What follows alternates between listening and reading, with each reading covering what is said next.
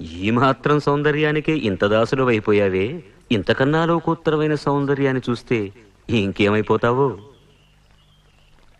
ఇంతకన్నా సౌందర్యమా?